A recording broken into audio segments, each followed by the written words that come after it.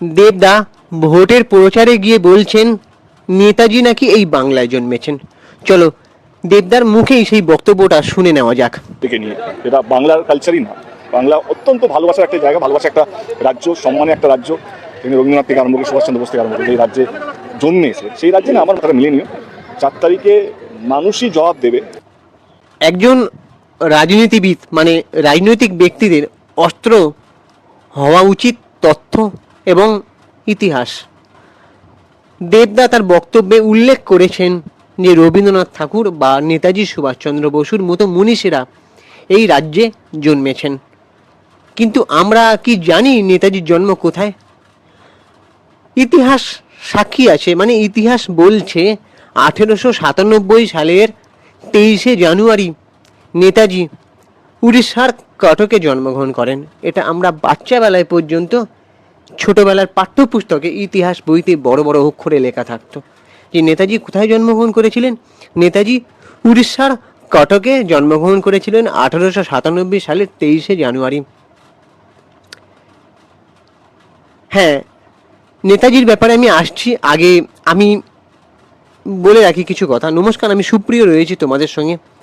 আজকে এই ভিডিওটার মাধ্যমে আমি কাউকে আক্রমণ বা ছোট করতে চাই না, জাস্ট কিছু ভুল এবং রাজ্যের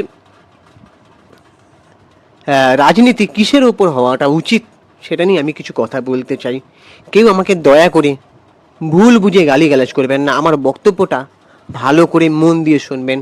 যদি মনুষ্যত্ব থেকে থাকে তাহলে আপনারা সত্যি আমার কথাগুলো বুঝতে পারবেন।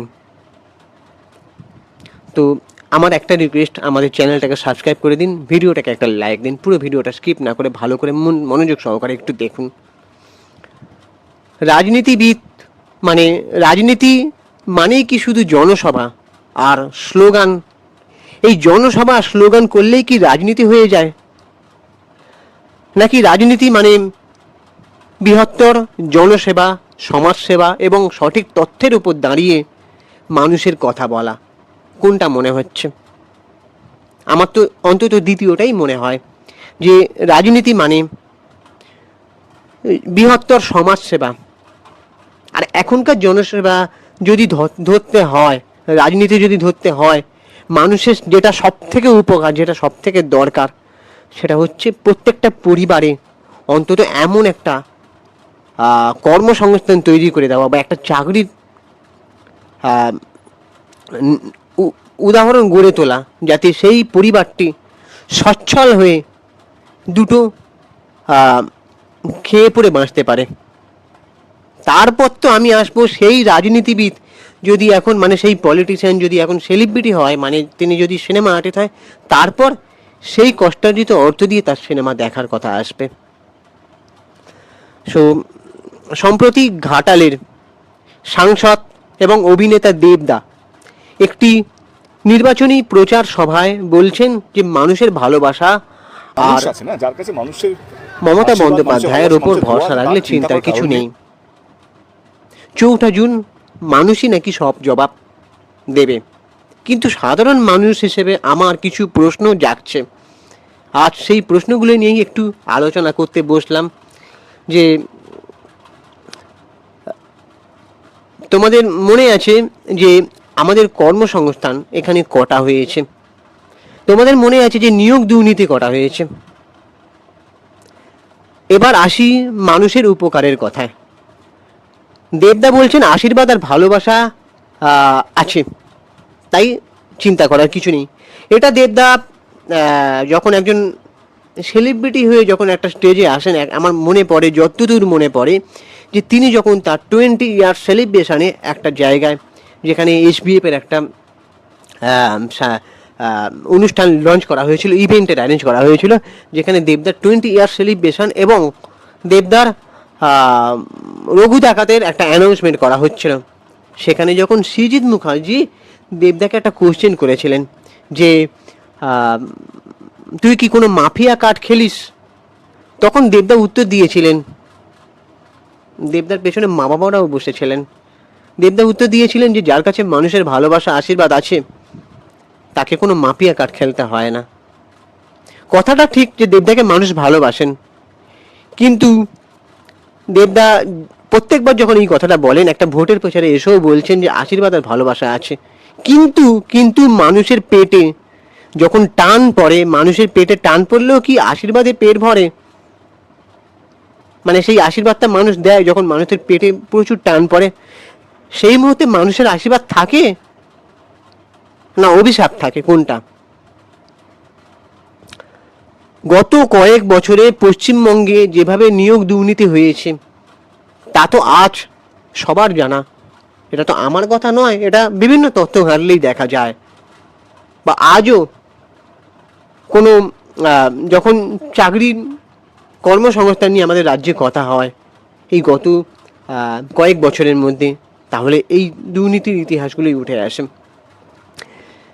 তো হাজার হাজার যোগ্য প্রার্থীরা যখন রাস্তায় বসে অনশন করেছেন, চাকরির অভাবে সাধারণ মানুষ দিশাহারা হয়েছেন, দুর্নীতি যখন পাহাড় পাহাড় প্রমাণ, তখন সাধারণ মানুষ কি শুধু লক্ষ্মীর ভাণ্ডারে সন্তুষ্ট থাকবেন? সরকারি অনুদান অবশ্যই গরিব মানুষের সহায়, কিন্তু কর্মসংস্থান ছাড়া একটা রাজ্যের ভবিষ্যৎ কিভাবে উজ্জ্বল হতে পারে? এই প্রশ্নটা কিন্তু রইল। আমার কথাগুলো একটু মনোযোগ সহকারে শুনবেন, যদি ভুল ত্রুটি থাকে অবশ্যই ক্ষমা করবেন, মার্জনা করবেন, কিন্তু কথাগুলো ভেবে দেখবেন। একজন শিল্পীর কাজ, এবারে দেবদাকে যদি একজন শিল্পী হিসেবে যদি কথা বলি, একজন শিল্পীর কাজ হলো সৃষ্টি করা। এটা আমি আগেও বারবার বলেছি, শিল্পীর কাজ সৃষ্টি করা, মানুষের আবেগ নিয়ে সিনেমা করা বা বিনোদন দেওয়া তার পেশা, এটা মানলাম। কিন্তু সেই জনপ্রিয়তা বা সেন্টিমেন্টকে রাজনীতির ময়দানে ভোট পাওয়ার হাতিয়ার করাটা কি নৈতিক?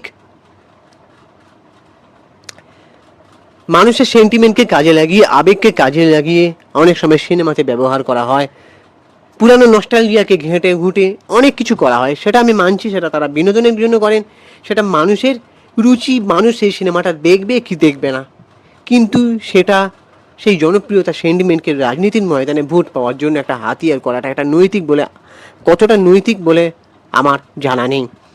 দেবদা একজন জনপ্রিয় অভিনেতা, সেটা নিয়ে আমার কোনো সন্দেহ নেই, তার প্রতি মানুষের ভালোবাসা থাকাটাও স্বাভাবিক, কিন্তু রাজনীতির মঞ্চে প্রয়োজন হচ্ছে কঠোর প্রশাসনিক দক্ষতা এবং প্রত্যেকটা সমস্যার সমাধান। রাজনীতি কোনো সিনেমার চিত্রনাট্য নয় যে চাইলেই সব কিছু মিটে যাবে। এখানে মানুষের জীবনের সাথে প্রশ্নটা জড়িয়ে থাকে। এখানে দেখতে পেলে যে দেবদা বলছেন যে নেতাজি জন্মগ্রহণ করেছিলেন এই বাংলায়, হয়তো তিনি ভেবে বলেননি, কিন্তু একটা মানুষ যখন একজন রাজনীতিবিদ, একজন পলিটিশিয়ান, একজন অভিনেতা, তিনি যখন অনেক মানুষের অনুপ্রেরণা হয়েছেন, তো সেই মানুষটার মানে তিনি একজন জনপ্রতিনিধি, তো নেতাজির জন্মস্থান নিয়ে ভুল বলাটা কি একজন জনপ্রতিনিধির কাম্য? তিনি যখন একজন বাঘা যতীনের মতন একজন ব্যক্তিকে নিয়ে সিনেমা বানিয়েছেন, হিস্টোরিক্যাল সিনেমা। তো তোমাদের মনে আছে যে রাঘব চাড্ডা একবার বলেছিলেন একটা কথা, যে রাজনীতিতে আসার আগে বা সাধারণ মানুষ যখন চাকরির জন্য ইউপিএসসি দিতে হয়, এসএসসি দিতে হয়, তাহলে একজন রাজনীতিবিদ তার কেন পরীক্ষা দিয়ে বা যোগ্যতার মাপকাঠি দিয়ে বিচার করা হবে না? কেন? পড়াশোনা বা ইতিহাস সচেতনতা কি এইসব মানুষদের জন্য জরুরি নয়? আমার এটা একটা প্রশ্ন রইল। রাজনীতিতে আসার জন্য কম্পিটিটিভ এক্সাম থাকা উচিত, এটা রাঘব চাড্ডা কিন্তু বলেছিলেন, খুব দামি একটা কথা বলেছিলেন। রাষ্ট্রনীতি, আইন বা ইতিহাস না জানলে প্রকৃত জনসেবা করা সম্ভব নয়। তো আর বেশি কথা বাড়াবো না, তবে একজন ব্যক্তি হয়ে, একজন সাধারণ মানুষ হয়ে আমি কাউকে বা আমরা কাউকে ব্যক্তিগতভাবে আক্রমণ করছি না। আমাদের দাবি একটাই, রাজনীতি হোক তথ্যের ভিত্তিতে, উন্নয়নের ভিত্তিতে, মানুষের উপকারের ভিত্তিতে। শুধু আবেগ দিয়ে সমস্যা সমাধান করা সম্ভব নয়, আর শুধু জনসেবা বা স্লোগান দিলেই কিন্তু রাজনীতি করা যায় না। কিন্তু এখন এটাই ট্রেন্ডিং চলছে। তো 4ঠা জুন মানুষ কি জবাব দেবেন বা মানুষ কি জবাব দেবেন কিনা সেটা সময়ই বলবে। তবে ভোটার হিসেবে আমাদেরও প্রশ্ন করার অধিকারটা আছে।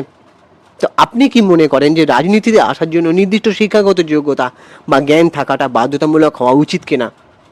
আর এই যে শিল্পীদের নিজের সৃজনশীলতা ছেড়ে বা সৃষ্টি করার কাজ ছেড়ে এই যে রাজনীতিতে আসা, রাজনীতিতে বক্তৃতা দেওয়া, এটা কতটা ভূমিকা রাখে বলে মনে হয় সেটা আমাদের ভিডিওর কমেন্ট বক্সে জানাতে পারো। আর ভিডিওটা ভালো লাগলে অবশ্যই শেয়ার করো। নিরপেক্ষ আলোচনা বজায় রাখতে আমাদের পাশে থাকুন। আর ধন্যবাদ জানাবো সবাইকে। চ্যানেলটাকে সাবস্ক্রাইব করে দাও, ভিডিওটাকে লাইক দাও। আমি ইনস্টাগ্রামে রয়েছি সুপ্রিয় পৌশালী সিনেমিডিয়া অথবা চিঙ্কে বাবু 2531, ওখানে গিয়ে ফলো করে দাও। চলো টাটা, দেখা হচ্ছে পরে ভিডিওতে।